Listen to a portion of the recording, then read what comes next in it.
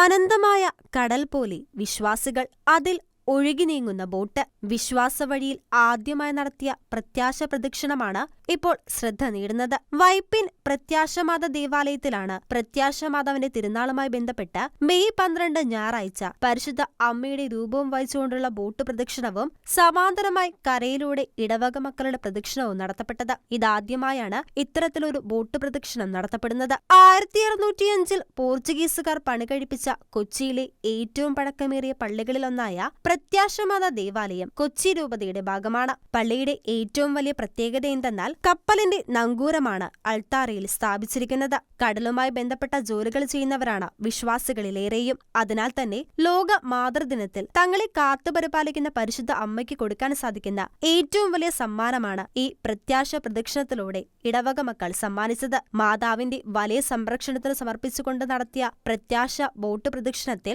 വിശ്വാസികളുടെ വലിയ പ്രവാഹം തന്നെയുണ്ടായിരുന്നു. മെയ് 8 ആരംഭിച്ച പ്രത്യാശാമാതാവിന്റെ തിരുനാൾ ബോട്ട് പ്രദക്ഷിണത്തോടെയാണ് സമാപിച്ചത്. ഫോർട്ട് വൈപ്പിൻ അഴിമുഖത്തുകൂടെ അമ്മയുടെ രൂപം വഹിച്ചുകൊണ്ടുള്ള ബോട്ട് പ്രദക്ഷിണവും സമാന്തരമായി കരയിലൂടെ ഇടവക മക്കളുടെ പ്രദക്ഷിണവും ഭക്തിസാന്ദ്രമായ കാഴ്ചയായിരുന്നു. Shekinah news, Kochi.